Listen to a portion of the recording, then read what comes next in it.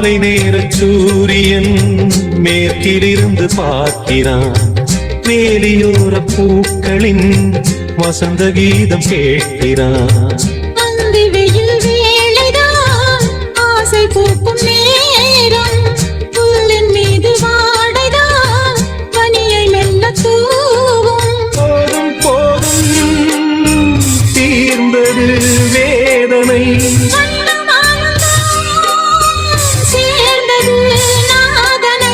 விரலை கண்டதும் மீட்டச் சொன்னது வீணை.